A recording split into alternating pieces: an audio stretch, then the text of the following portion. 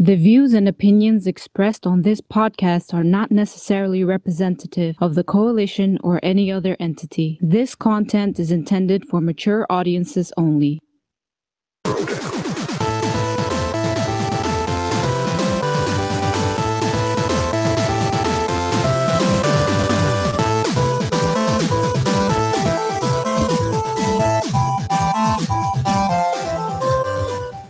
Yo, what is going on, people? Welcome to another episode of Throwdown Your Questions.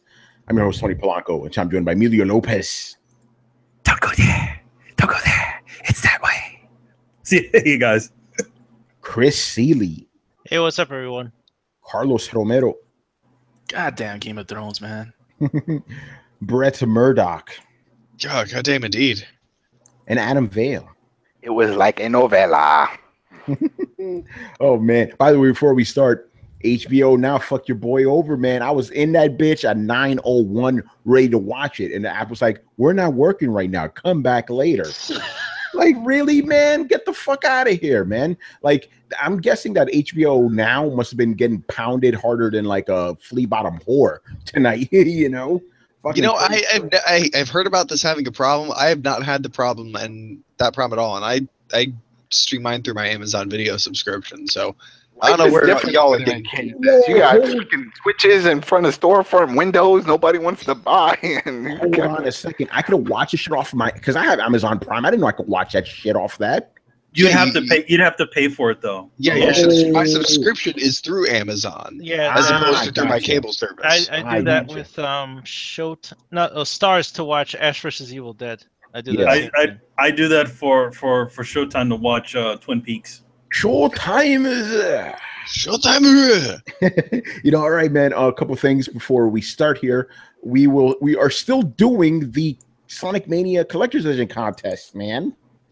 Yes, we are. And I can't hear anything for some reason. I don't hear anything. There we go. Oh yeah. That's right. Like 80s porn music. What Dude, the hell? That is porn music, son. That's baby making music right there, man. All right. Sexy box. That is some baby making music. All right. Yeah. So we got the video up there, which details everything. Basically, subscribe to the channel here over on YouTube. Then head over to our Twitter at Throwdown Show and retweet the pinned tweet.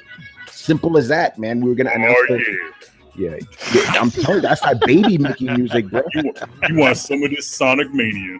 Oh, and I'm gonna announce we will ship the shit anywhere on Earth, man. Even Alaska. Yeah, Alaska, but you motherfuckers in the International Space Station, we ain't shipping it out there. So sorry. Wait, is there anybody still up there? Yeah, probably got some Chinese guys running around, you know. Russian, I think they still have some people up there.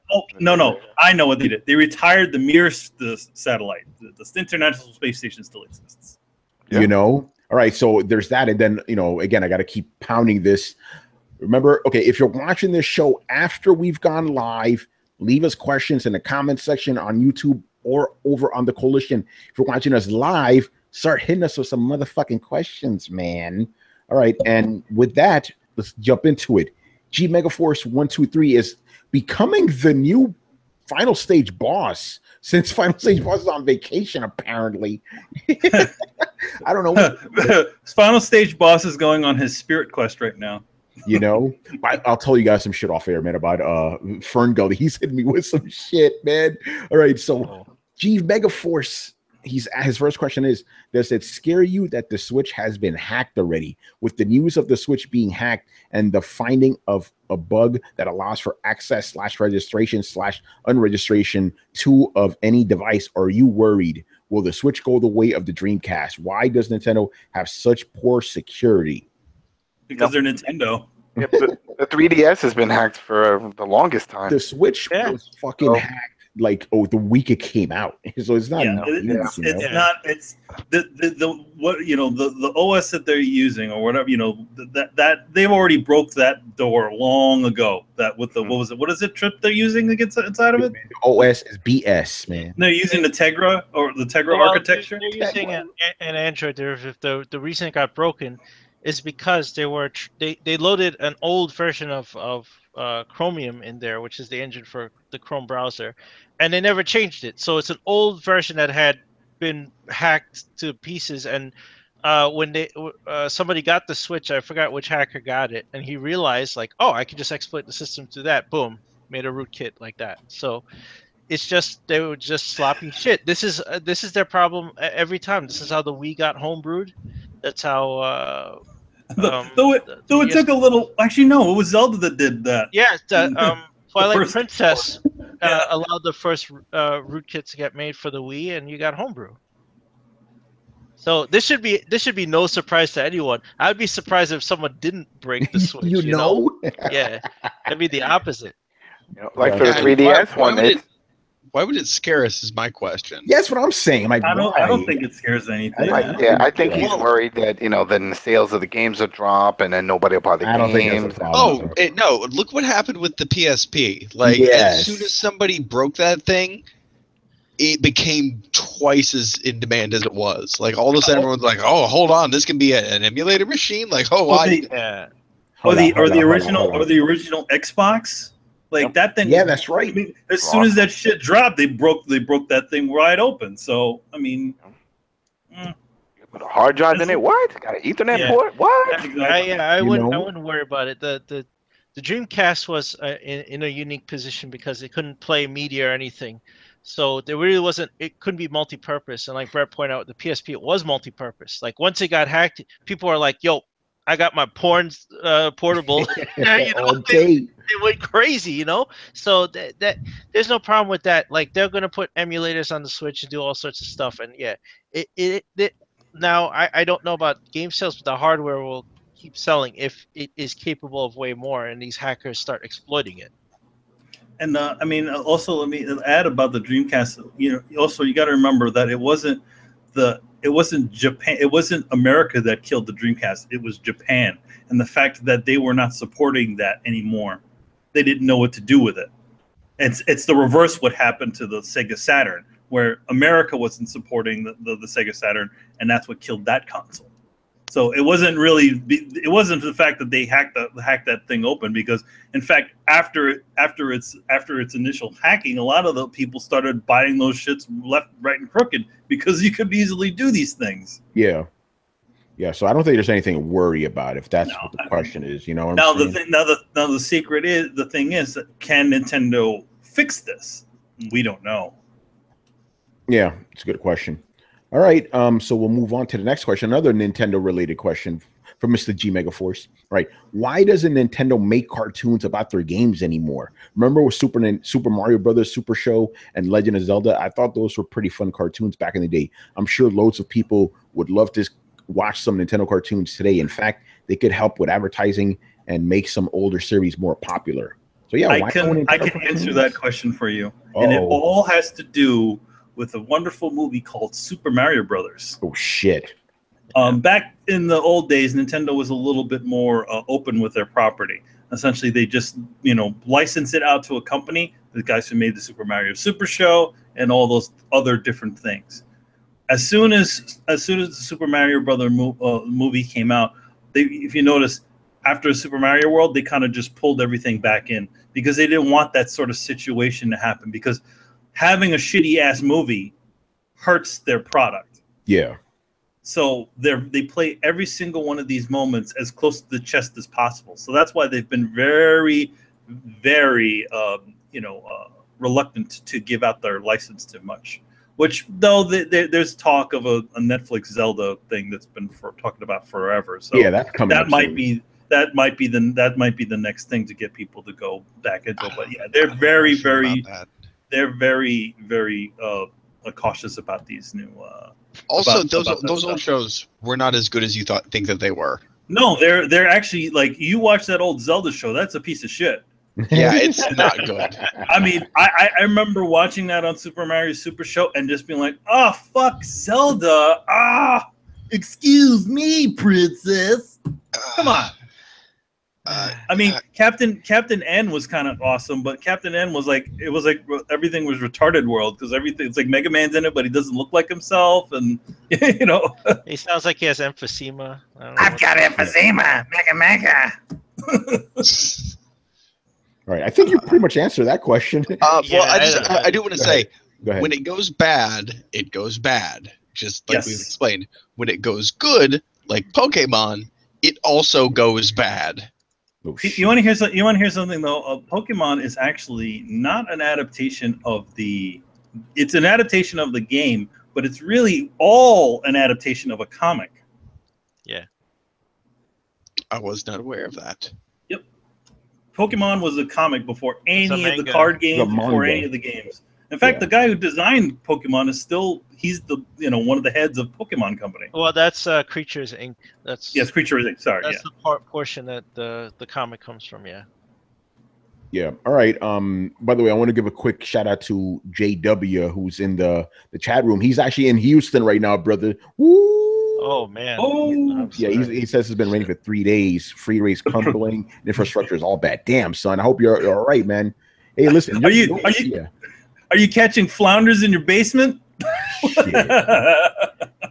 Hopefully, yeah. Well, I mean, he's watching us, so he's safe at least. So that's good, man. Right. That's a good guy, man. I talk to him on Twitter all the time. All right, moving on here. I moved this question up to the top of the queue since it's relevant, since we're still on my Nintendo. My man, SoDep1. All right, should Nintendo buy Konami? No. Somebody should. Somebody should. You know, I mean, I would say the best people to buy Konami would actually be Sony. Yeah, I think I would so, agree yeah. with that. I'd agree with that. That would be Sony would at least dust off a bunch of their old fucking franchises. Be like, Bloody Roar, we need a fucking fighting game.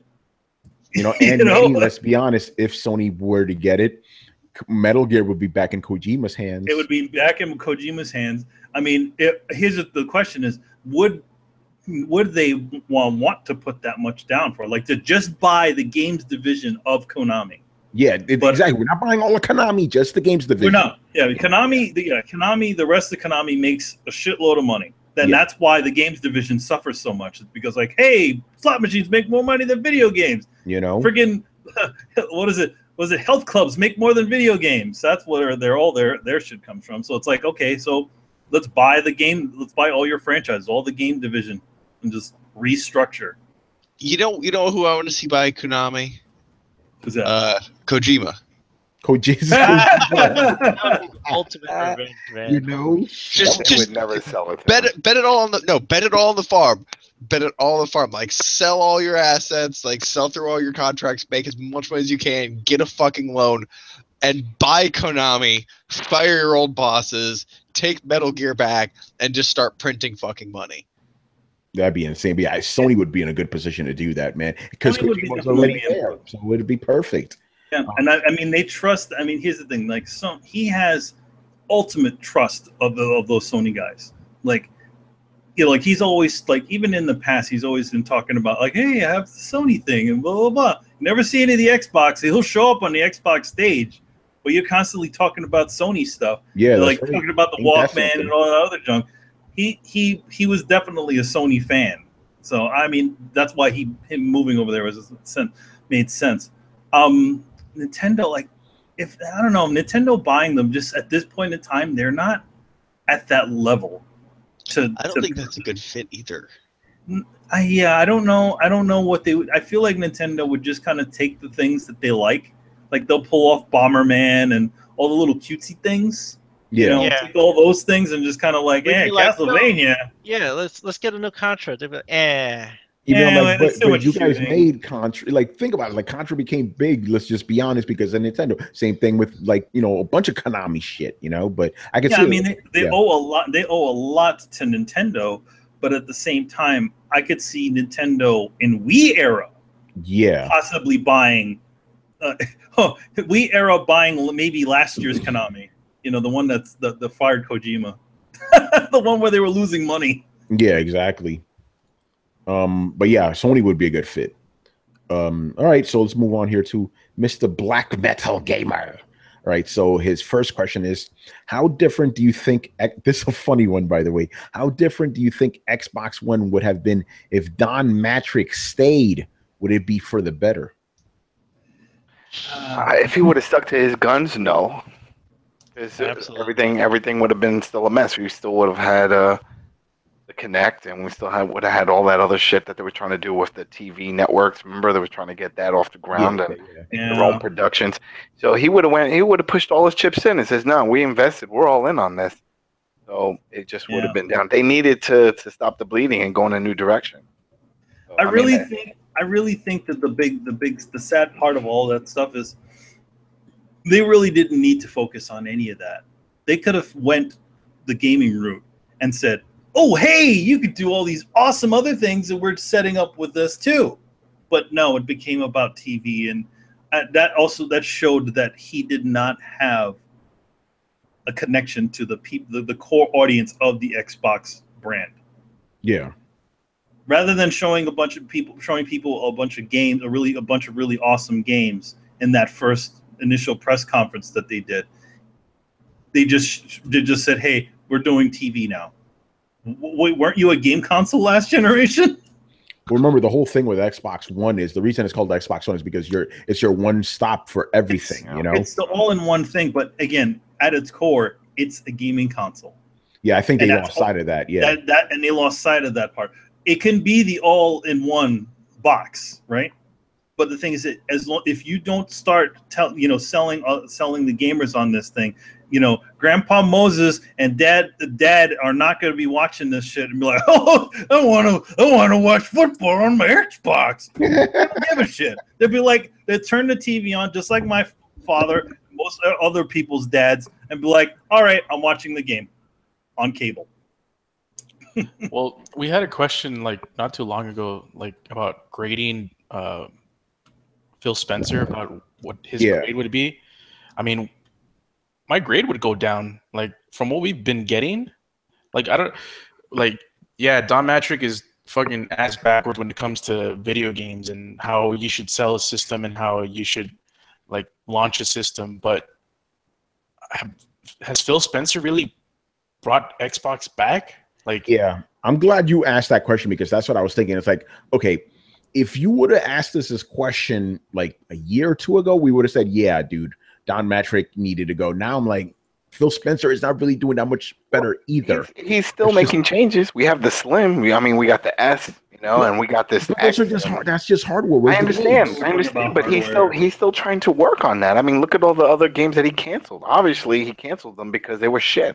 He could have just let them drop out and then get horrible reviews and then make everybody look like shit.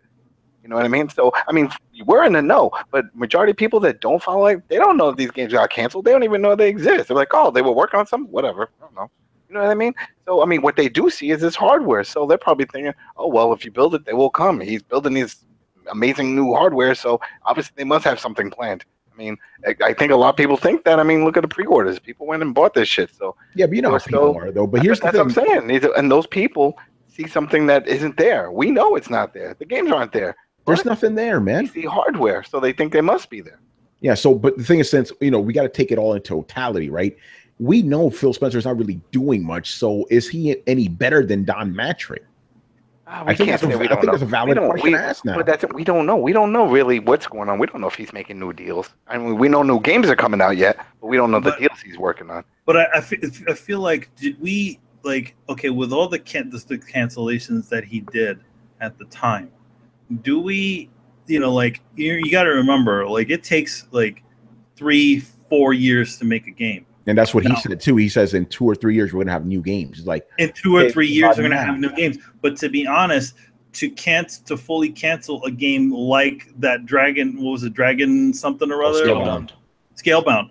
To cancel a game like that, a game that literally would be launched around the time of the Xbox One X, which could have been one of those killer apps on the thing. A game that was support from sources have said the game was pretty much done. Mm-hmm. Are you saying that this is not important? It must have been pretty bad. That's a lot of money lost. It's a lot of money. Think about it. We're just hearing that. He still has bosses. He's not the top guy. He still has other people that he's going to say, "Yeah, by the way, we put 20-something million so far in this. Yeah, that shit's not coming out." Well, that was horrible. It's not just Scalebound. What happened to Fable? Yeah. Why did he cancel that? Over 90% completed. He killed it. Gotta be a reason. Yeah, so I mean, they took down the whole studio. Yeah, there's a lot of the money. whole studio's gone now. You know, I have an idea of what happened to Fable, and that's they drastically changed the direction of the series and pretty much alienated all of the fan base. And then when they wasn't looking like they was going to sell, instead of a disastrous launch, they just decided to pull instead. Yeah, but I mean, sometimes launching something rather than nothing at least shows that they're trying. So, all right, so let's say if that game came out. Yeah, Recore came out. That game was a piece of shit. That's what I'm saying. You know? Let's say the Fable game came out, and then of course Recore, and then Scalebound, and all three sucked. Then everyone's like, damn, Xbox went down the shitter. They're releasing crap games. I mean, at least they have something to play with. They have games. But at least they have something to play. Maybe these people would never bought it, so then they weren't going to play it anyway. They're going to look at the reviews and stuff, and their sucker friends that did buy them are like, damn, you bought that crap? I mean, look at what people saying about Recore. No, hey, I mean, you can build upon those things. Like Knack wasn't good, but they're getting a sequel. For all we know, Knack 2 could be good. They can see the franchise. I mean, there's stuff that comes from. I mean, look at Killzone. Killzone's terrible. They get another chance. They made Horizon. Okay, so you never know what will come out of like a failed attempt or shifting direction, or when you let a studio get creative. So like if Microsoft let 343 just not be the Halo studio, this is why they lost Bungie in the first place. So why do we make a game for this shit, though? Why do you what? Why do we praise Blizzard for this stuff? Like they've brought multiple games almost to near completion and then bagged them, and we all kind of give them I don't. I want to fucking StarCraft Ghost. Fuck Blizzard, you know? Yeah. No, I don't know, Brett. Like you're looking at WoW guys. Us in here, nah. I don't. Fuck them. Fuck them. Yeah. Nah, you know, I put the shit out, man. Put the shit out instead of not having any games. I feel like that game could have been one of those killer apps that shows off the power of this thing, instead of kind of depending on Crackdown to be that thing, which. Crackdown got delayed. Crackdown got delayed, and then not only that, I mean now. So what do we have that'll go along with this thing to show it? What, Forza? Gives a shit, you know. Car game. I mean, listen, I love the way they did. Those cars look amazing. They're a little shiny, and they got all kinds of textures and shit on there. That's impressive. But at the same time, I think that also goes toward a specific audience. It's like, okay, you can make cars look good, so how do we? Well, let's talk about some people. You know, I have a theory, tinfoil hat theory, basically. Okay, first of all, the reason I think Fable was killed off was because that game I think would have effectively damn near ended the franchise. It was too far a departure. Was the last game already tend to do that? I mean, dude, people love Fable 3. But it ended the franchise anyway. Its death ends the franchise. Like either way, yeah. Yeah. They killed Lionhead with no game. Instead of releasing a mediocre game, they killed it with nothing. You know? Yeah, but don't they still own the IP? Couldn't they bring it back if they wanted to, even without Lionhead? Yeah, they're making like a shitty card game or something. Yeah, it's Gwent. They're making Gwent out of Fable. Like that's not what people wanted. They wanted another Fable game. No, and I'm hoping one day that they will make another Fable game. I think with the change of the guard, essentially, I don't think Microsoft is honestly worrying that much about this generation. And not to say that they've given up or anything like that, but effectively they're okay. We're talking about we'll see games in 2 to 3 years. Okay, so they're committed to being okay playing the long game. They're not necessarily trying to push a whole lot of consoles. They're just trying to please their fan base until they can get some games out there. So in 3 years, what do we have? We're going to be coming up on the horizon of the next generation. How long has PS4 been out? 4 years now? 3 years? It's going to be 4. Yeah, this year. It's going to be 4. Okay. So we've already established that 10 years was pretty long for a console generation. A lot of people still maintain that 10 years was pretty long for last time. So if we can go by the idea that this will be an 8-year console cycle, in the next 3 years, they may as well push off stuff to launch their next console or have something that goes with both their high-powered, upper-end Xbox and their new console. So I really think that they're taking steps to make the most successful launch for the next generation. And that's not, again, that sounds like I'm saying like, oh, Microsoft has just called it. They've quit the game. They're going home. I don't think that's the case at all. I think that they've realized that there's and everybody with 2 eyes can recognize it's the greatest chance for a power shift is between console generations. So I think they're biding their time and starting a lot of programs, probably putting their resources into what they're going to end this generation with / launch next generation with. And that's all going to be tied into the plans of the Xbox One X, I think. I mean, Brett, that's just wishful thinking though. Like they haven't really provided anything like we always talk about before every like major press conference Microsoft has. Like people are always saying, "Oh, like they must have something. They must have something to show." Like, oh no, I'm not saying that they don't have anything right now. I'm not saying that they have. I think that's what we're seeing right now is when we saw Don Mattrick leave and everything seemed to change. Like a lot of games got canceled. I'm pretty sure other games got started in development, but it's going to take a long time for that development to come to fruition, like I said. And so what I'm saying is that long development time probably coincides with the end / beginning of the next generation. And so they're kind of the way that they brought the Xbox One X, like it doesn't seem like it's going to be an X factor until you get to the end of this generation / the beginning of the next generation. And then you'll be able to see games that only run on Xbox One X and the new console. I'm still convinced that's the way that they're going to do it, even though they said that that's not what they're going to do. The only way I would have agreed with that is if Microsoft had a lot of first party development studios. Like they don't. We know what studios they have, and we already know what they're working on.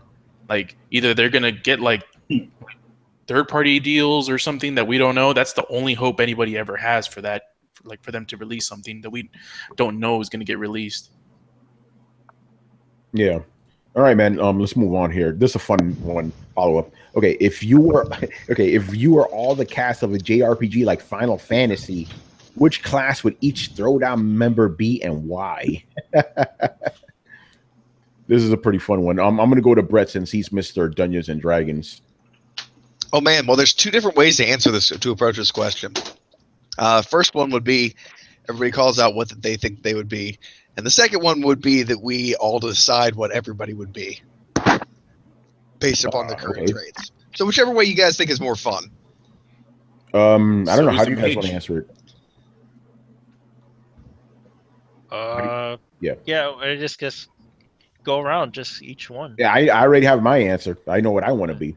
I'd be a mage because I'm a motherfucking sorcerer. I love fire. You know, every game I play, you give me a chance to throw fire at stuff, I throw fire at stuff, even if it is not the most appropriate. Even Dark Souls 2, when they nerfed the shit out of Pyromancer, guess who is still a proud Pyromancer? This fucking guy. Yeah, I'm the punch guy. I'm always I'm the fighter guy. So and all you guys doing your fancy magic and you got your sword, I got my fists. There you go. The monk. You know, that's the monk class. I'm fucking Fuso Ya or whatever his name is, right? No, Yang. That's what it is. Yeah. Me, I'm the barbarian guy. I don't want any fucking magic, any of that bullshit. Just give me a big fucking sword and let me kill shit. That's all. That's me, barbarian class, man. I can attest to this from his D&D experience. Brett, I'm going with that. As a matter of fact, you know, because Final Fantasy didn't have this race, but if it was just a regular RPG, I'd be a motherfucking dwarf. Yep. Tony plays best as a dwarf barbarian, and he plays an amazing dwarf barbarian. Yes, and it's funny because originally, Brett, when we started playing, I was like, I had magic and shit, but it didn't really gel well. And then, I don't know who made this. It's like, Tony, you're a fucking dwarf now. It's like, and it worked so beautifully. I didn't have to overthink anything. I'm like, okay, let me go over there and kill shit. It was glorious. You know? Yeah, that was because we were playing with Clay, and both of you were just belligerent, angry, had no nuance. Like, these guys did not put any points into diplomacy or anything like that. And so we ended up making them like 2 quasi-idiot dwarf brothers, like just drunken, angry. Like, you keep them in the wagon, but if you don't want to get in trouble, it's like the bushwhackers of D&D. Yeah, so pretty basically much. Every situation was basically like, okay, what am I going to drink or what am I going to kill or what am I going to fuck? It was easy. I loved it. You know, so yeah, I'm going to be a dwarf fucking barbarian. But if it's regular Final Fantasy, I guess like the warrior class, I guess. I don't know. There's a fucking class. Final Fantasy is one of the worst examples for JRPG. Let's just go with RPGs. Skip the J part. Skip the Final Fantasy. Let's just go with RPG. I'm a fucking dwarf with a battle axe, man. You know, and I'm drunk all the time. Big ass beer too. You know. All right, Chris. What about you, man? I'd be a knight. That's easy. Paladin? No. Paladin has to be lawful good, I think, in D&D. Like I want to assassinate people. I want to go Charles Bronson sometimes. So you got like I can't be bound by the law. I have to go vigilante. I have to go rogue. Sometimes New York needs to be cleaned up. I've played enough RPG or enough Souls with Chris to also say Chris enjoys when people try and hit him, fail, and then he laughs at them before murdering them. It's that laugh right there. Yeah, exactly. So I can see Chris being like, Armored Knight, go ahead, take a swing. Crom laughs at your 4 wins. All right. All right, Carlos, man, what about you? I think I'd be like a rogue assassin or something like that. Nice. Yeah, I like to like stay in the shadows and sneak up on people and just fucking obliterate them. Sweet. All right, Adam, what about you? Well, I would have to go in the route of my Diablo. I'm a necromancer, and just White Walker, bring them back. Go kill. Oh yeah. No point. What's your point? My goal is to kill everyone and bring them back and have them help kill more. Your old D&D character was a crazy necromancer, wasn't he? That's it. And even when I played, Magic: The Gathering, Swamp Walk, that was it. That's it. I had a whole black card. I'm right there with you. Just raise them up. They're expendable resources. Kill them. Raise them back up. Hey, Brett, quick question. Please tell me you have some healing spells. We need a healer in this bitch, man. No, I'm always an offensive. We're the only healers in the dream world. I guess we're the aggro team then. There's no healer. I got a priest, man. Being that I'm the punching martial arts master, I only have this one chi move that heals myself. Well, what happens when we get poisoned, man? We're fucked. Listen, man, I'm just gonna drink all my woes away. Well, I mean, knowing myself, I would probably stock up on all kinds of crazy shit. Like, oh man, I need this. We could buy heals. We're good. We can buy heals. We're good. We ain't about the healer shit, man. We want to kill. Throwdown, man, the most dangerous podcast on earth. And then I remember when I did make my D&D character, I did give my character the ability to read and make fires. I'm like, hey, you need those things. I was a berserker that could read and make fires. Oh, Colby would be our healer. Colby's a really fucked up healer. Okay, so get him. Ooh, Mr. Barry Byrne. He's always here every week. He rarely asks questions. He's asking us a question this week. Whoa. How's that possible? All right, we'll get to that a little bit later, but let's move on here to the artist formerly known as Slashling and Slasher, who now calls himself Brett's Soapbox. Oh, no.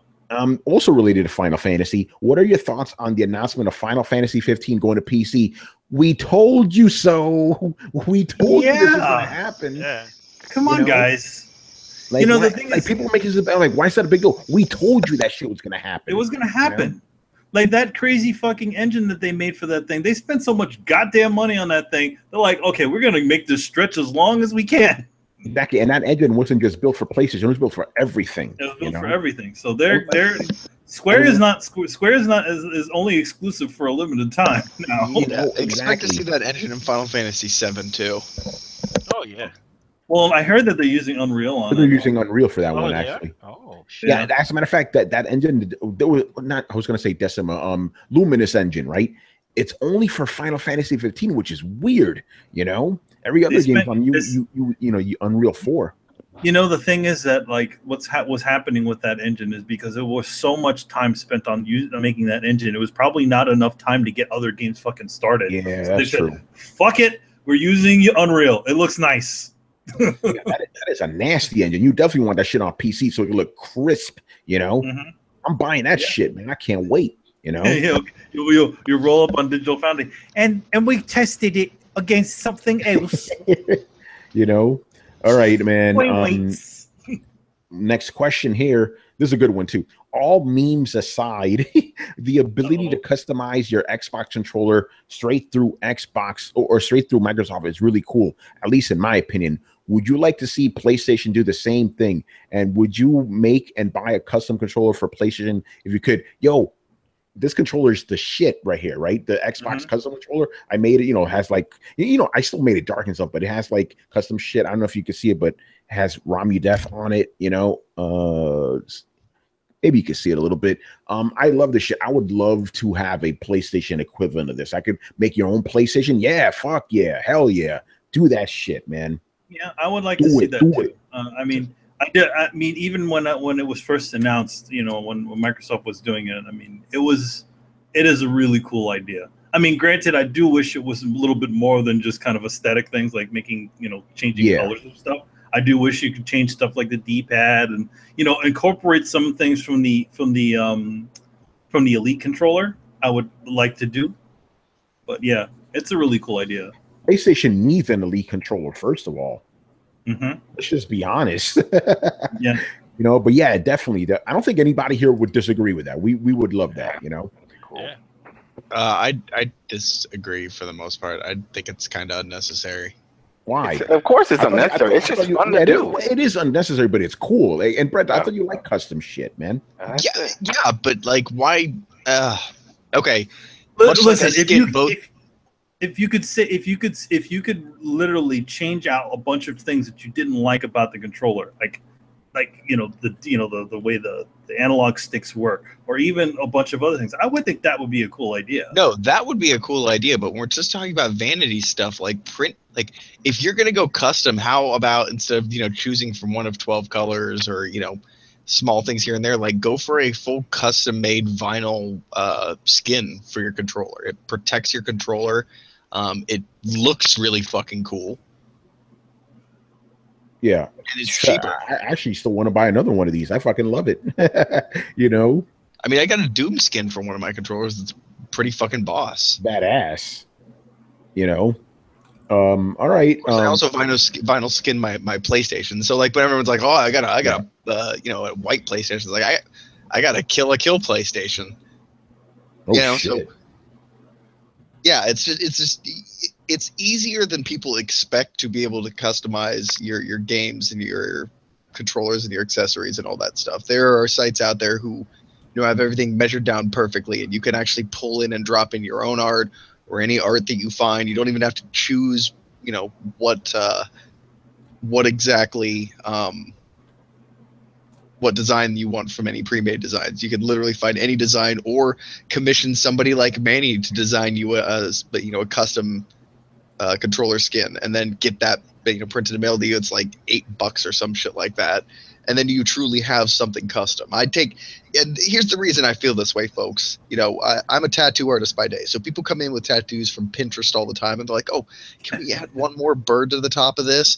And I just want to scream at these people: that doesn't make your tattoo fucking custom. Coming in and changing 10% of something doesn't make it custom. If you really want something that is just yours, really make something that's just yours. And honestly, have you ever been able to sell anybody on all those things? Because I know like how people are, where they just see something like this, see this tattoo that this one artist did specifically for somebody else, and they're like, "I want that."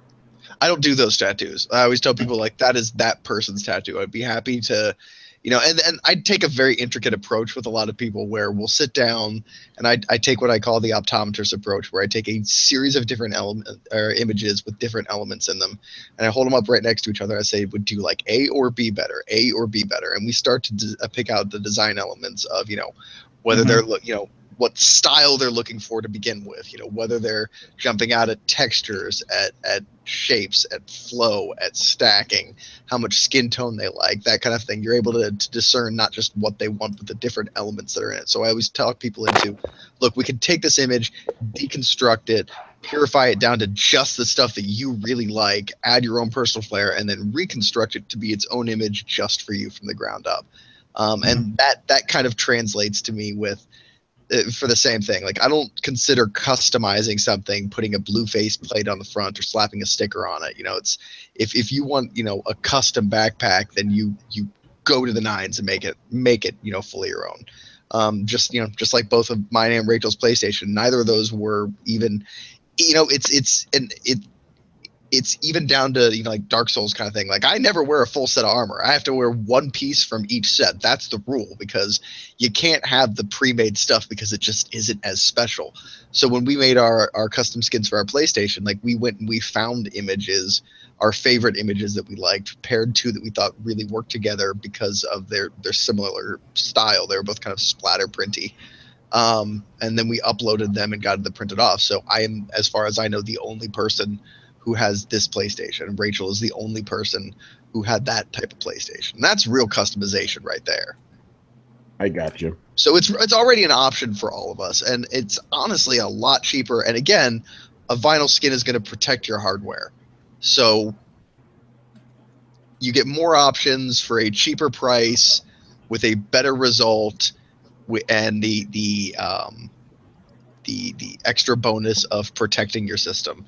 I don't really see a downside here. So it's not that I'm against customizing your system. It's just that I think that there are much better ways to do it. I got you. All right, man. We'll move on here to Mr. Barry Burton. He goes, okay, I'll increase this party's XP with a question tonight. This is a doozy too. What are your top 3 must-have third-party only N64 classic games? GoldenEye. I can't answer this shit because for the super I guess Superman, right? Superman 64. One of the worst games ever made, you know. GoldenEye, right? No, WCW, NWO. Yeah. Oh, or, yeah, that's a good one. Or No Mercy. Or No Mercy, yeah. No Mercy's good too. Adam, why didn't you say that? Are you alive? Oh, I think. I have my mic up. I did say it. I said it's only wrestling. I didn't realize I had my mic up. Kristen says Rogue Squadron. It's only wrestling. That's all I ever used it for. Heck, I like speaking of Rogue Squadron. Oh, go ahead. And I bought the adapter so I can play the Japanese version, because the Japanese version had all these extra wrestlers and stuff. I forgot what the name of that one. I think it was called 2000. It was just called Wrestling something 2000. But yeah, that was awesome too. I even like the pod racing game. I don't even know, like, if I were to play it, I don't think it would still be as good as I remember it, but I liked it back then. Wave Race was good. Wave Race. Yeah. Rush 20. Was it Rush 2049 or something? How was? Because I know at the time people liked it, but I don't know if it aged well. How was Turok? I like Turok. It was terrible. It was a funny game, just how broken it was. Oh shit! No, I mean the mechanics. Like, they didn't think about this, but you could outrun a raptor walking backwards. What dinos in it? Didn't like it. Yeah, they moved as slow as everything else. Everything moved at the same speed. Yeah, that's stupid. What about Doom 64? I don't think I played it on the 64. Yeah, that game got like an overhaul, basically. You know, I only played it on PC. On my PC. Yeah, Kristen says that Turok was a launch title, so it didn't age too well. Yeah, I remember people were like, "Yo, this game's crazy." I just know what to avoid. Avoid Castlevania 64. Oh god, yeah. That's fucking terrible. The best Castlevania was the one that was on Super NES. Oh, 4, right? No, Super Castlevania 4 is good. Symphony of the Night is the best. The one that had the rotating room, and you're on the hook and like whirling around. I always remember that. Guys in the chat, you got to name third-party games, man. You guys are naming first-party games on the 64. Yeah, not Mario 64. Yeah, they're like, what about Mario 64? What about Diddy Kong? My guys. No. Well, Diddy Kong could be considered it because now Rare is a third party. Shit, yeah, that's right. They were considered. It was second party because that was the second party. Yeah, I guess second party, but third party is shit. Shout out to Final Fantasy VII, which should have been a 64 game. Oh. Well, the only reason why that happened is because Nintendo said no CDs. Yeah, right. Crazy. It's nuts. All right, Shadow Man. I don't know. Was that a good game? I don't know. I didn't even play that. By the way, Shadow Man and Turok are both, or back then Valiant characters. Turok not anymore. Shadow Man still is though. Well, really, Turok is not them anymore. Nah, Turok, Solar, Man of the Atom, and Magnus. Not they were originally Gold Key characters, right? So they lost the rights to those. So when they brought back Valiant in 2012, none of those guys were there. You know. Oh, okay. That's what. That's what. I forgot. There's another company that's putting out their books now, though. You know. Shout out to Pokemon Snap. Oh man. Oh man. Pokemon All right. Snap. Oh. Moving on here to my man Egress. You know, Sergio Curel. All right. So his question is, have you ever listened to a song that reminded you of a song in a video game, or have you listened to a song that ripped off something from a video game soundtrack? Oh yeah, remember in Chrono Trigger, there's a song that essentially is the "Never Gonna Give You Up" song. You're never gonna give you up, never gonna let you down. Yeah, but he's really asking more about the reverse. Like, have you heard like an actual song from an artist? You're like, wait a minute. Like the example he played was he was playing a 9 Inch Nails song, and it has the Final Fantasy theme in there. You know, I'm like, what the fuck? It was from one of those weird 9 Inch Nails albums I never heard. It depends on what year. Sometimes you have to look back because it was the whole Johnny Cash thing. Okay, so we have to double check when it comes to that. 9 Inch Nails been around a long time. Yeah. Let's see. For me, not a straight rip. It's not a rip off or anything, but when I listen to this song, for some reason I think of Zelda. Like the beginning of Stairway to Heaven. For some reason, I just think that, man, that would have, like, that beginning part would have worked well in a Zelda game. I think it's like they're using either like a flute or a piccolo or something. Oh, nice. Yeah, for me, this one's a little bit of a cheat, obviously. Pretty much any song from Dragon Force, you know. But the thing is, they purposely throw video game shit in there, you know. So that's probably why. But every time he's like, oh, look at that. Like, they're doing some video game stuff. Just pretty fun, you know. And literally anything chiptune. Pretty much, yeah. I mean, that's an entire genre of music that they're still making new music for. I'm not even saying like, you know, old midis, like chiptunes.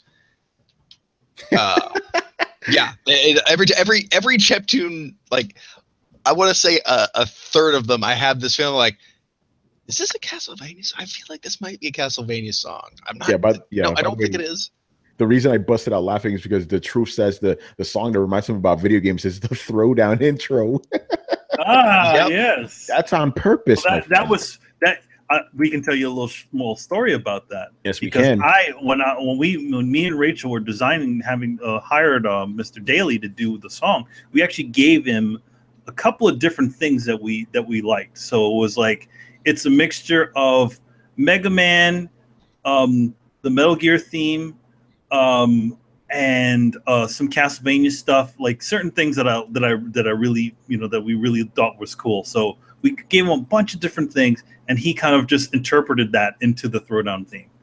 And little fun fact, the Throwdown Your Questions theme is actually the same theme, just adjusted and slowed down. Yeah, when I hit him up, I'm like, listen, can you do a variation of this? And I didn't give him any instructions. I'm like, just do a variation of that. And this guy came out with magic, you know? Yeah, so both Throwdown themes are essentially the same themes, except the Throwdown Your Questions theme is slightly adjusted. So it might be a slower version, and some notes have been switched around, but yeah, it's essentially the same song. Yeah, it's a little bit of a chilled out version of the original, you know? But yeah, it's a tough question because I don't really, most of the songs I listen to don't sound like video games. Like I listen to a bunch of hard rock, heavy metal, even though video games, it's funny. Video games remind me of hard rock and heavy metal, but heavy metal, hard rock doesn't remind me of video games very much. You know, right? Same. Yeah. I can't think of it because I listen to a lot of metal. Also, I don't ever remember feeling that. Yeah, no. but it works in reverse though. Yeah, it works in reverse. Go play Spider-Man. Was it Separation Anxiety for Super Nintendo? It has Mob Rules in there. Oh shit! The main song. Yeah. And then like Doom, the original Doom had a bunch of metal shit there. I saw a video that actually broke down like, oh yeah, this track was inspired by this song. This track was inspired by this song. Like Slayer, Pantera, all that shit. You know. All right. Anybody else want to jump in on this? Because again, for me, it works one way, not the other. You know. Yeah, it works the other. I just every time I listen to like Rusty Cage and stuff, I think of Road Rash. Yes. Bringing it back. Gotta get my Rusty Cage. Yeah. I think about Way of the Worry when I hear White Zombie, you know? Yeah. Find a way, double challenger. If I hear Pennywise, No Effects, any of that stuff, I think of Tony Hawk. Oh, man. All right. Okay, so the next couple of these are not official questions because we've answered these before, so we're just going to quickly answer them because I still want to give these guys a shout out. Rapid fire. First one is Digital Tiger 777, who's one of the newer guys. So thank you for coming here. But this is probably why he doesn't know we answered these before. So this is quickly go through them. If you could create a video game, what type of game would you make? What genre and what developer would you choose to assist you? All right, Manny, go. A big open world, a horror type game. That's what you want? Yeah. And it's me, Mr. Open That's World. That's about to say, Manny, whose answer is that? That's not yours. That's me. I've always said this. I always wanted to have this world where it was like this. It was like if all these different horror genres existed in this one kind of open world, and you do these different missions, which get you closer to the final area, which is the giant evil castle. So yeah, something like that. And who would I get to do that? I don't know. I can't tell you because I don't know. My answer, I'm going to give the same answer I gave before. The game I would create already exists. It's called Mass Effect 2. So that's what I would have created. BioWare, obviously. All right, Chris, what about you?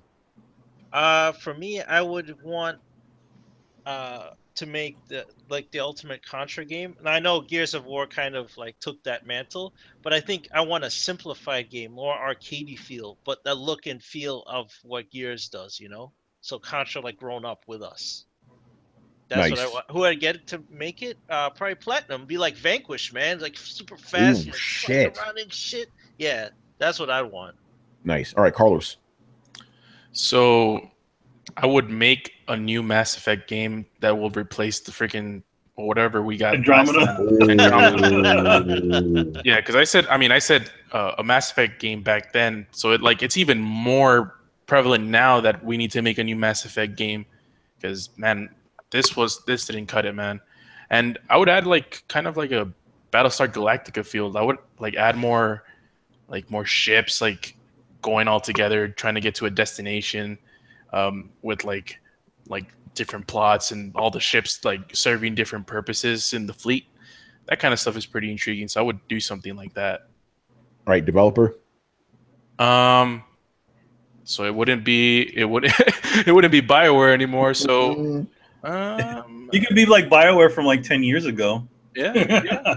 Do a time travel, get BioWare. By the way, Brett's Soapbox says Destiny, but with the old Bungie. You could say Halo with the old Bungie. It's so weird that my soapbox has started speaking for itself. I guess I've just bled so much toxicity that, like gamma rays, it's just imbued with life. It has formed sentience. All right, Brett, quickly, what game do you want and what developer? Cyborg Justice. Okay. Does anybody remember that game? No. I do remember this game. It was like a Double Dragon type game in which you built a cyborg out of custom parts, and throughout the game you could take a buzzsaw arm and use it to saw off somebody else's arm or tear off somebody else's arm and replace it with your own. So instead of that was a Sega CD game, dude, right? Yeah. Was it a Sega? No, it was Genesis. It was on Genesis too. I don't remember that one. And I would have it made by From Software. Ooh. Because tight control mechanics and an equipment system that alters your playstyle is exactly what would make a game like that awesome. Think about that. A Souls-type game that's not necessarily a horror game, that's put in a cyberpunk-type universe, maybe even humanity has fallen, and you're playing a cyborg that can replace body parts instead of armor. Nice. Or, by the way, the game was Genesis game, yeah. It was also for Sega CD too. It's only listed here for Mega Drive or Genesis, so interesting. All right, and Adam, man, what about you? I would make an open world game, probably around 30, 40 hours long, from Rockstar, all about table tennis and the underground world. It'll be like a Balls of Fury with a crazy, you know what I mean? And maybe have some of the elements of Mass Effect where you get to select choices of what you do and what you say and what groups you link in. And it starts off where you're at a bar and there's some table tennis, and a table's in the back, and somebody's like, "Yo, you want to play?" And then it's badass response, pussy response, badass from damn right, drop your beer, go out there, put a bandana on. They're like, "Oh," you see everything in slow-mo, oh, you come out, you whip out a paddle that expands in your pocket. Like, no, that'll be awesome. That's what I want. Awesome. All right, man. Let's move on to the next question. Again, we answered this before. But we'll just quickly go through it. What game or gaming series from past generations would you like to see get remastered or a current one? The same one I always say, Legacy of Kain, Soul Reaver, bring that shit back, please. I will say this until it finally comes back. I'm going to will it into existence somehow. This is bullshit. Anyway, you know what I'm going to say? Yeah. The Bouncer. Yeah. Nice. Chris. Platinum Games. We don't need a developer for this one. Just whatever. Okay. Yeah, Chris. What get remastered? There, come back to me. Circle back to me. All right, Carlos. Yeah. Oh damn it! I was about to say the same thing. Banjo-Kazooie and Banjo-Tooie. But that's on Rare Replay though. Yeah, damn it. Hey, that is bad. Okay, we'll come back to you, Brett. What do you want?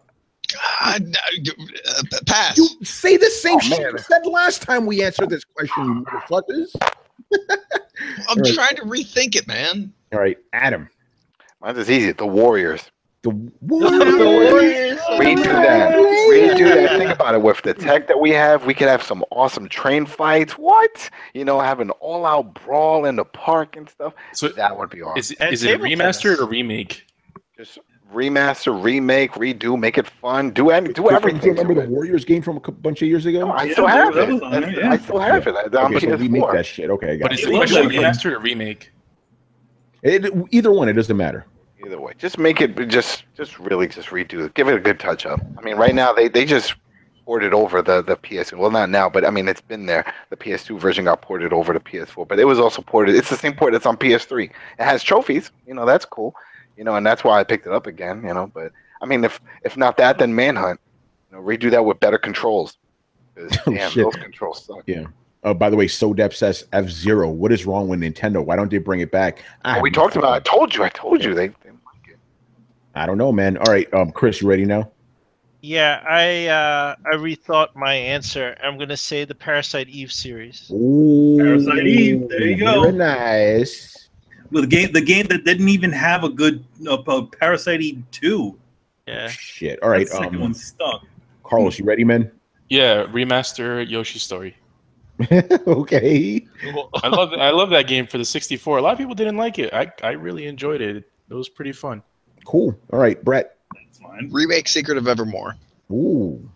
Yeah. Secret of Mana's coming. Oh Secret of shit! Mana's coming, baby. Let's go.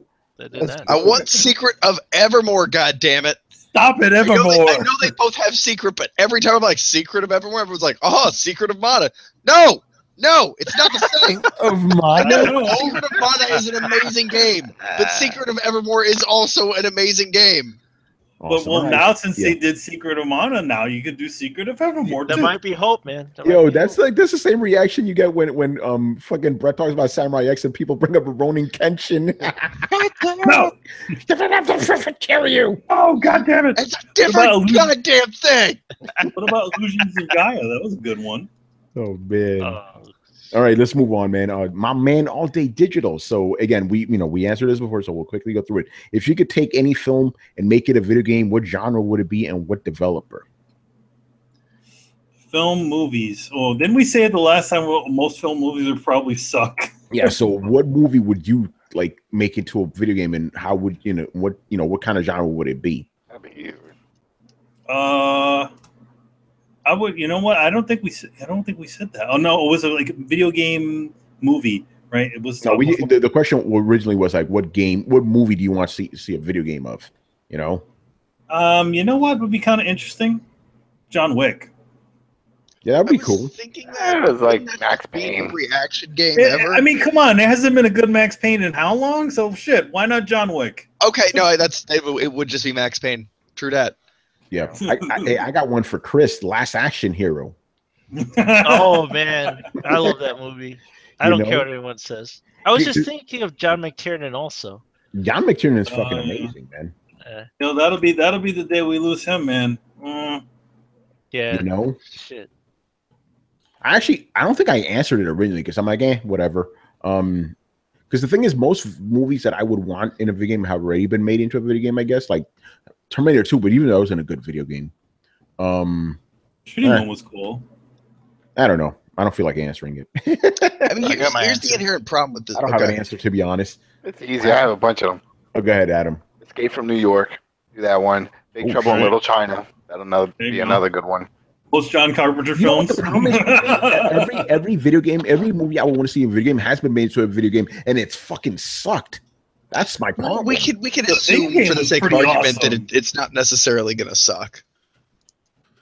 Like I was going to say Predator, but you remember the Predator game? Okay, Tony, let me frame it to you in a different way. This isn't a movie tie-in game. This is a game based off of an intellectual property that has existed in movies before. It has no tie-in to any movie being released. No, I know that, but I'm like, again, every time I think about movie, Shadow of Mordor, it's not tied to the movie itself. It just goes off of that universe. And Shadow of Mordor was a damn good game. Like, what movie you want to remake? So I'm going like, okay, Predator, Aliens, like, we got those games. No, it wouldn't have to be like a remake or a tie-in or anything like that. If you could take any film franchise. All right, fuck it, a good RoboCop game. There we go. Someone in the chat mentioned Blade Runner, and I was thinking, like, obviously, like the first initial. That was also a very good game, actually. If you guys never heard of it, I played that game, by the way. I'm laughing because Barry Burns says Gremlins 2, the new Bash game. From the original wasn't so hot, but no, you guys from software. The Blade Runner game is one of those lost fucking treasure games, man. Like, that game has alternate endings. They had the whole thing set up with replicants and finding out who is different characters or replicants. And each time that you played the game, a different person would be a replicant. So you had all these characters, and you had to figure out which one was the replicant by different certain things. It's actually a really awesome idea. And it actually was a really great game, but unfortunately, as the years have gone on, it's one of those games that got lost in the mix. Hey, by the way, Fast and Furious, I think we have that as a video game. It's called Need for Speed. I mean, Fast and Furious has already been a video game. Yeah. Here's a question I want to open up.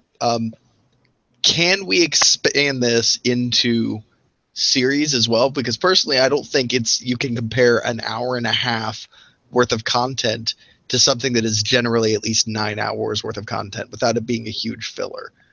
Like, that's the reason I think a lot of whatever you want, man. Okay, so if that's the case, Battlestar Galactica would make a great game. That'd be insane. They're trying to find out who's a Cylon and shit. Yeah. That'd be like the Blade Runner thing. Even though granted, Battlestar Galactica is not a movie, but I'll let it slide. So that's why I asked. Like, that's why I say, like, I can't think of any movies that would make great games, but I can think of a shitload of series that would. I feel like though with a movie with a really good kind of expansive idea that you can kind of latch things on. Like, I think that again, I wasn't a big fan of the Mad Max game, but I can see a bunch of Mad Max games being made because the Mad Max world allows that sort of thing. It's like, okay, here's another adventure with Max where he's doing this, or here's another one with Max. Like, you could do stuff like that, and I feel like with movie worlds like that, like the Escape from New York world, maybe not big. Yeah, there's Borderlands. But maybe not like maybe not Big Trouble in Little China, because then that would essentially be like a weird sort of sequel. Yeah. But, by the way, Brett's Soapbox says Dune. Wasn't that a game too? Dune? Yeah, Dune. Yeah, there was Dune had 2 games. Yeah. Those are actually really great. Probably one of the best RTSs that you'll ever find out there. That was before they made Command and Conquer. They made Dune. Oh shit! There you go. Kristen says World War Z would have made a better game than movie. Mm-hmm. The movie was kind of like a video game. Yeah, it was great. I love the book. The book was great. The movie was not even based on the book. Yeah, it was kind of whack. Make a game based off of Kong Skull Island. Yes, plays Kong, man. But wait, didn't that? I mean, there was already a Kong game, a King Kong game. I mean, it came, the one that threw barrels at Mario, or no, the one from the Peter Jackson one. Yeah, the 360 game. That was my first 12,000 on Xbox. I never played that one. Yeah, that was like one of the hottest games on Xbox, man. That was a title. Yeah, that was the one where they're showing how great the graphics are in that game. And that shit looked good back then too, man. Good. Yeah. He was fucking up those T-Rexes and stuff. You know, essentially, it was like a big monster battle. So yeah. All right, man. Platforming sessions. These guys are giving me shit in the comments because I don't read books. I read comic books, man. Leave me alone. It's not the same. They're only giving you shit because you're saying it's the same. I mean, listen, the point is, I was asked the question, do you read books? And I said, the only books I read are comic books. So take that how you will. Hey, take some credit. You read all the Song of Ice and Fire books. Oh, yeah, I read all those. I read and Lord of the Rings. I can name all the books I've read in my entire life, basically. I read those. I read the 2 Jurassic Park books. I read most of the Dresden books. And those school books like Animal Farm and shit, read those. Julius Caesar, shit like that, but I don't. 20,000 Leagues Under the Sea, I never read that one. I missed that one. Really? Yeah, they never made us read that one. They never made us read that one. I love that book. It was always Animal Farm and Julius Caesar and 1984. Those were the school books. And the Odyssey. No, I never read the Odyssey. No. Wait, you never read the Odyssey? Nope. I've seen the movies though. you see the movies and you listen to the Symphony X song. Yeah, there you go, man. Oh yeah, Great Expectations. That's another one they always made us read. Yeah. Those are all the books I read. So there you go. All right, and this next question. This one, okay, it's not an official question. I'm not going to add it to the show notes, but there's a little bit of weirdness going on. Okay, Gregor Von Doom, which is a new guy, so thank you for that. But you might be a little mixed because he says he's asking a gaming and pop culture question. Okay, either he's being slick and trying to just get us to answer a pop culture question, or he's genuinely confused. I'm going to give him the benefit of that and just assume he's confused here. But let's read his question. So he goes, Sony owns the license for Spider-Man. He's talking about the video game here, right? And, Sony and all that. He goes, I kind of believe a part of the deal for Spider-Man to appear in the Marvel Cinematic Universe might be related to Battlefront. Disney owns both Marvel and Star Wars. Okay, he knows that. Yet, ever since the deal for Spider-Man happened to appear in the MCU in both movies so far, Spider-Man has been directly involved in a Star Wars reference, taking down Ant-Man, as he says, like that old movie, Empire Strikes Back, and in Civil War, and in Spider-Man, where he sees his friend coming home and he drops the Death Star. Both Battlefront games have had marketing deals with PS4. Is this a coincidence? Yeah, I think you might be a little confused here, dude. Yeah, Disney owns both of them, so there's not a coincidence. They're just dropping hints in there. I don't think it has anything to do with Battlefront at all, Yeah. Here's the thing that you're forgetting. It's not that Marvel gave Sony the rights to use Spider-Man. Marvel was involved with the making of the new Spider-Man.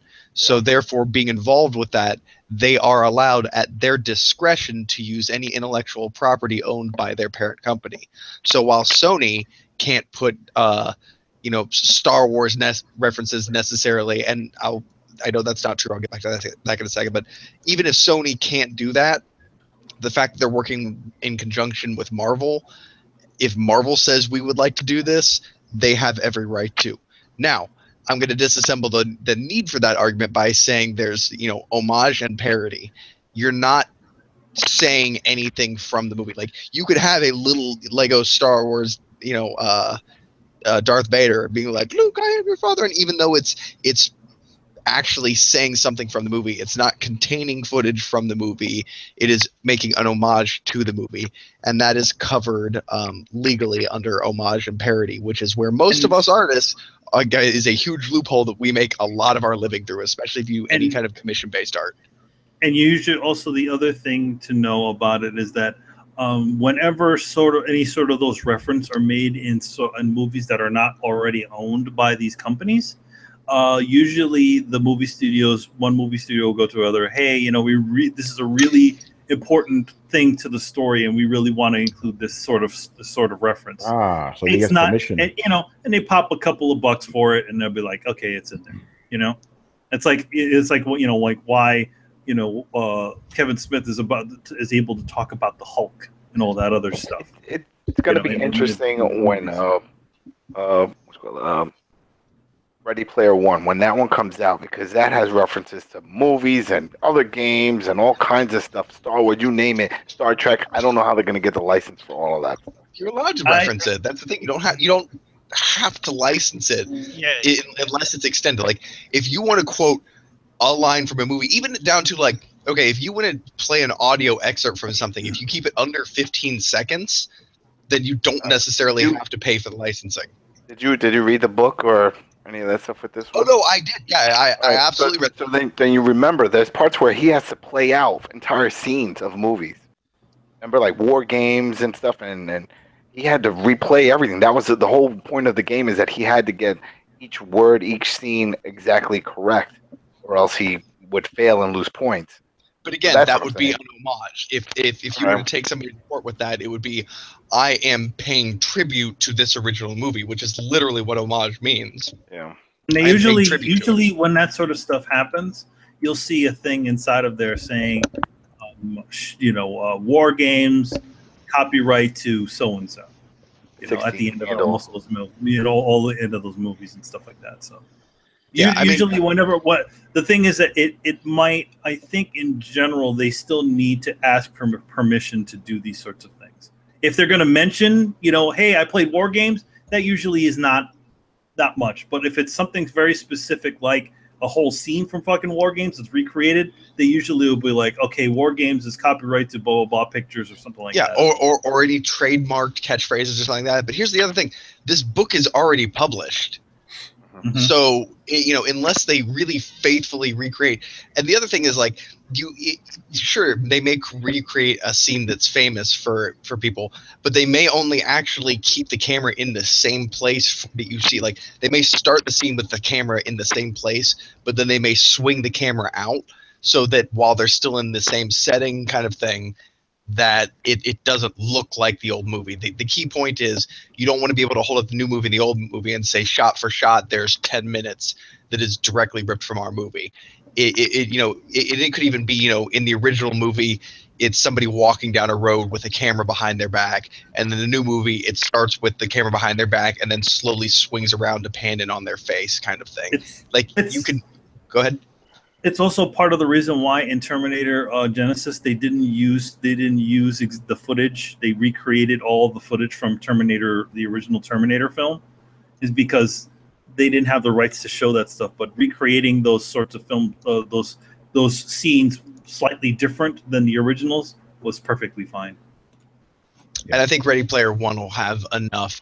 Because Ready Player One is very rapid fire. It's here's a reference, here's a reference, here's a reference, here's a reference, and then where they can't get away with it, I'm sure that they'll be like, oh, it's a popular D&D game. Like, yes, they will probably have to get in contact with I forget who publishes. Remember, there were so many of those old Atari games that they referenced too. It was like, I don't know who owns that. Oh, so we reference games all the time.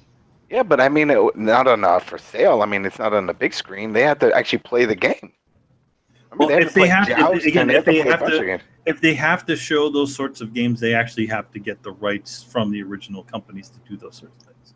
Yeah, so, I think it's going to be more.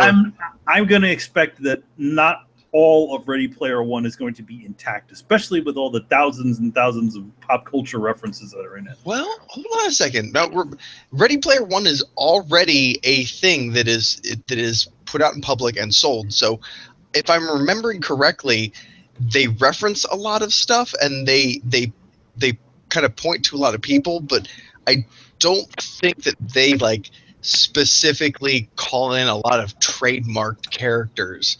There's other than him driving the DeLorean in the trailer, which is that was the thing. That's his car, and he has a DeLorean.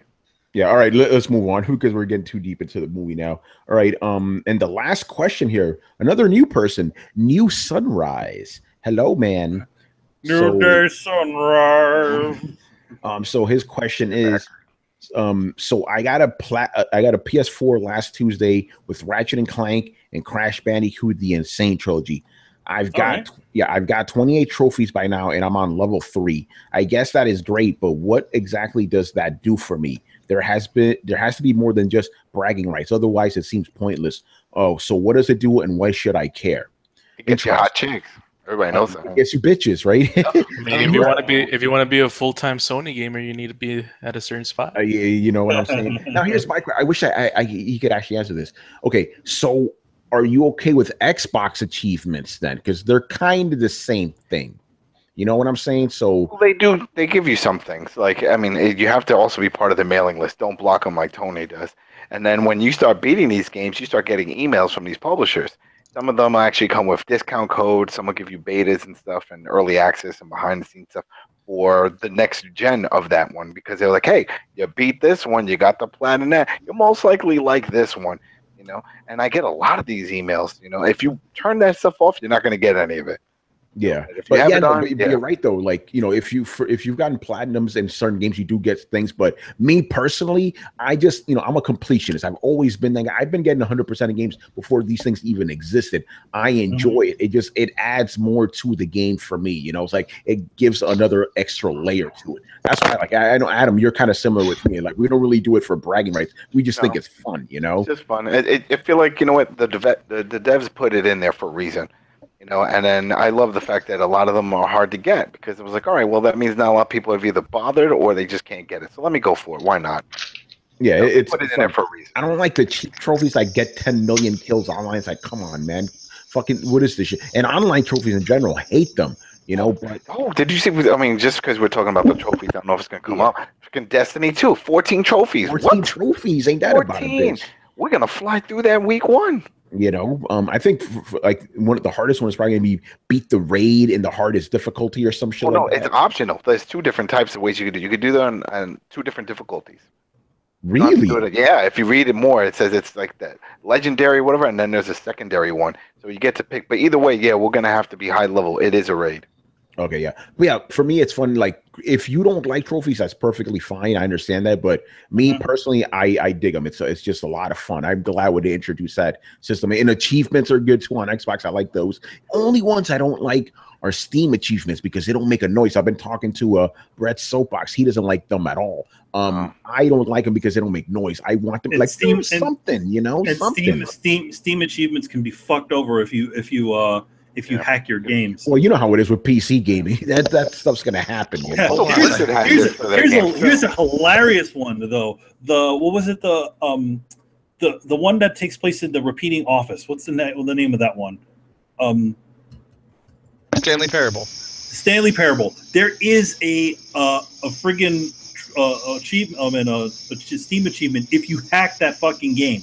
Wow, that's crazy. And you change one specific line of code in there. Yeah. So they give you a trophy. They give you an achievement for hacking the game. By the way, every time I hear the crickets, I know Brett wants to say something. So go ahead, Brett. Steam. Thank you, fellow crickets. Good wingmen.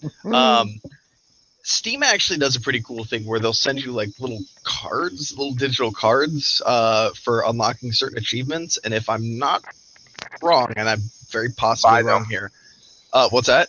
You can buy them in auction. I bought a bunch of those. Yeah, you can buy them, you can sell them, you can trade them, or you can redeem them for rewards, which is what kind of Microsoft had originally talked about way back. For those of you old enough to remember, way back when they first launched Microsoft, there was supposed to be, community created content. You were supposed to get your Microsoft points, and they were actually supposed to be redeemable for stuff instead of being this arbitrary number. And the idea being that you could, spend them on discounts for games, possibly certain free games, aesthetic items, or content created by other players. So, like, if you had a game where you could design a T-shirt in the game, you could design a T-shirt and upload it, and then, auction it off for your Microsoft points or whatever. So. Those were the days. Yeah, well, that never actually even manifested, so I can't even say those were the promise of those days. About promise, have something in the sense that oh, sorry, Brad, go ahead. Steam's achievements actually mean something. They actually matter, and you can, I'm pretty sure, use them to get stuff. At the very least, you can auction them off. If you can hack shit, do they really matter? You know what I mean? You can make real-world money off of selling these. Yeah, but that's what I'm saying. So you're kind of cheating, though. You know what I mean? Like, if you're like hacking the game to get, but here's the thing. If you're comparing two things, one, a thing that you legitimately get, that has no bearing on your real life, or two, a thing that you illegitimately get that can produce real world money, and ask me which one matters more, I'm gonna tell you the one that makes money. Okay, just to be clear, you're the guy who doesn't advocate playing games on PC, like online, because of the hacking and all that bullshit. Just to be clear, that you're okay with one type of hacking but not the other. Oh, I didn't say that I'm okay with the hacking. What I am saying is that the premise behind it, hacking set aside, of the idea of you play a lot of games, you unlock these things, and then they're not bound to your account. They don't just sit there and collect dust for nobody to ever see unless they go burying into some sub-menu of your account. You can actually trade them for things or complete packets and use them for vanity items and things like that. Like the way it's supposed to work. Yeah, definitely you get something out of it, but again, I just see dudes trying to hack. I'm very much opposed to people hacking achievements. I'm like, dude, that is dirty right there, man. Dude, I think I'm more upset with them actually hacking multiplayer games personally, but I've long been an advocate of there should be a Steam Platinum service that basically, and I know a lot of people would, crawl halfway up my ass for this, and I'm actually open to hearing criticism. So those of you in the chat, I'm out smoking right now, but when I come back in, I'd like to hear what you think about this. I would love to see a Steam Platinum section or something like that. Nothing that you have to pay for, but something that you opt in for that scans your files right before you launch any game and refuses to launch the game unless it is an unmodified file or unless it contains a greenlit Steam approved mod. So nothing like injecting aim bots or things like that. It would run to see any processes on your computer that would be running or using these programs. So it wouldn't necessarily be that Steam intrusively forces itself to look at everything. It would be an opt-in service where you would allow yourself to have your computer scanned by Steam in exchange for being put into servers with other people who have also had their systems scanned, and so that you can be put in a cheat-free environment. That way you can have, kind of like the bad servers / good servers in GTA. Like you can be relegated to the hellish wastelands of the hacker community, or you can go ahead and say, I've got nothing to hide. Let them scan your system and go ahead and jump into a server. I would be happy to even take 2 to 5 minutes every time I launch Steam, just for it to browse my system and make sure that weren't the thing. And I think that would actually legitimize a lot of PC gaming, especially in the competitive field. And that's one of the main things that is holding back a lot of early access games. I mean, Conan Exiles right now is floundering. Even though the game has a ton of potential, it is being ruined by hackers. I think that would be a really great system to put onto Steam. So I don't think that hacking, I think that's its own discussion, but I feel like it could honestly be easily remedied if we as a community really wanted to do something about it. Yeah. All right. So yeah, again, to each their own, obviously, but I personally like them. I especially like, out of all the achievement things out there, I especially like Sony's, because you get a platinum at the end of it. With Xbox, like I like getting achievements on Xbox, but the problem is there's no goal you're working towards. Like there's 1,000 points or whatever per game, but it's like, okay, I get 1,000. What do I get? You know what I'm saying? It doesn't make it separate. Yeah. That's the thing that always pisses me off. It's like it's just throwing more numbers into my total. I want something that stands out. Platinum stand out. Yeah, platinum stand out, levels stand out, like level 28, whatever. I am annoyed at the fact, even though I know home is dead, we were promised that we're gonna have a room with our trophies. Yeah. None of that shit came out. So nope. Come on, man. It's bullshit. But yeah, they're fun. And that's why we always like to talk about trophies here. For me, I like. Oh, sorry. Sorry. I heard that again. I just plugged in my cell phone. Anyway, so I'm not like Tony or even Adam when it comes to the trophy thing. I kind of like to do it on games that I really, really enjoy.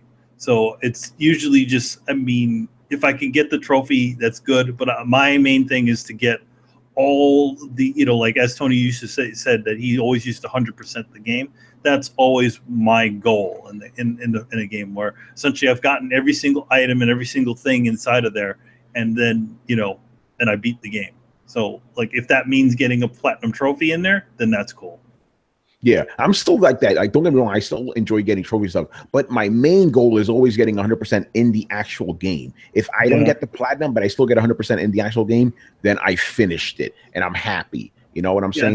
I think I think I have the platinum for Assassin's Creed 2, but I think for like the later Assassin's Creed ones, they were a little bit more time consuming. But as long as I got the trophies for all the trophies for the not all the trophies, all the stuff that the secret suits and all that other good stuff, I was like, okay, I'm good.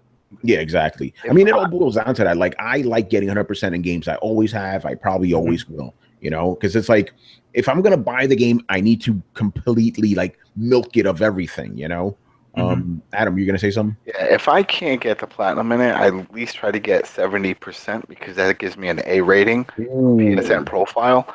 And I like to see my A's. Like, who sent this in? What was his name? This is what's his? He's a new guy. Hold on. New Universe, I think. New Universe. New Universe. Go tell him.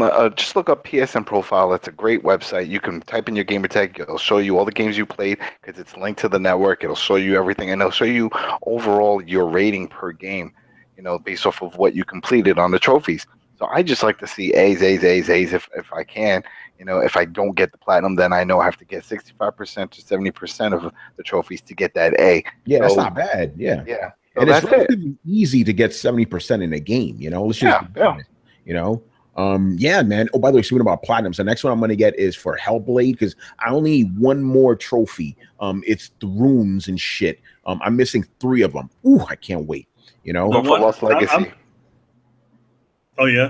Yeah, I'm planning on crushing now. Yeah, I'll get to Uncharted on Tuesday. I've been very busy writing shit. So yeah, Tuesday, and I'll stream that too, people. I've been playing Hellblade. Hellblade. All right, let's go. Oh, yeah, all right. That's it. Actually, that's the end of the show, man. Oh, okay, yeah. Okay, so again, a contest. Again, we're gonna keep doing this, people. We are giving away a free Sonic Mania Collector's Edition for PS4, man. If you want to win this, just subscribe to the channel. Go over to our Twitter @Throwdown Show. Retweet the pinned tweet, and that's it. We'll pick a winner at random, and we'll announce them on episode 149 of Throwdown, which is on September 7th. Man, that is our 3rd anniversary. Third anniversary for this incarnation of the Throwdown, which was the one with the Coalition. I think, which is amazing to me because it didn't feel like 3 years, but a lot can happen in that time. Yeah, exactly. Like technically, if you take everything, Throwdown has been around for 5 years, right? Yes. Yeah, but this version, the new version, the only version now, will 3 years, man. By the way, Sodep, he was in the comments and he said that he appreciates what we do and he hopes that we never change. That's the plan, brother. Thank you. I mean, again, like when Tony created, well, not Tony, but like when it first started, it became like that. When Throwdown became what it was today, it was always really about kind of recreating that sort of like conversations that all of us have had over the phone, calling each other. Like, I was calling Tony, me calling Adam, or Adam calling me talking to Chris, us being in the same room, like it. The Throwdown is essentially that sort of thing, Brett. And just having everybody else along. Yeah, man, that's what it's all about. That's why we're, it's like we obviously want to introduce new things to make the channel better, but at the same time, that's the core of it right there, right? The conversations, So that shit's not gonna go away, If you think about it, we've been talking about video games a lot longer than that. If you want to go back, if you guys want to go back and search for a little something called Cool Stuff Universe. Yeah, right. Skeleton. Remember that? Me, Adam, Chris, and Manny. We were doing that shit since 2010. The skeletons of all of the Throwdown were literally on that sort of that site. Yeah, it's crazy, man. Game, man. That's what it's all about. What the fuck? Brett's always fucking with me. Like, Brett, just say that. Brett, what are you saying there? What's going on there? I don't know. I think these guys are having their own private chat in the fucking middle of this shit. I'm like, what's going on there? Throwing me off. Some of our Pornhub, you guys are talking about that shit afterwards, man. Horny motherfuckers. All right. So thank you for watching and listening. Leave us some questions in the comment section of this episode here on YouTube or on the Coalition. We'll answer them on next week's show. Subscribe to Throwdown on SoundCloud, iTunes, and YouTube. Follow us on Facebook and Twitter @Throwdown Show. Links are located down there in the description below. Once again, our show is Tony Polanco. And tonight is joined by Emilio Lopez. I'll see you later, guys. Remember, We got the shit that needs a home. Sonic Boom. Chris Seeley. Hey, take care, everyone. Carlos Romero. Who knows how long we have to wait for Game of Thrones, man? It's gonna 1 take a year, while, man. 1 year. That's what they said. But I wonder if the prequels, not the prequels. Don't derail that motherfucking outro, motherfucker. No. I wonder if if they're gonna come out before the final season comes out because they've already started filming. Yeah, we'll discuss that later. Brett Murdoch. Peace, people. It's been real, party people. It's been real, everybody. God damn, my mute is always on at the most inopportune time. And Adam Vale, man. This week coming up, last episode of Lucha Underground. Say your prayers because it looked like it might be the last ever. It's so sad. This pisses me off. Shit, man. All right, man. We'll see you all on Thursday for episode 148 of Throwdown. Later. Later, guys. Peace.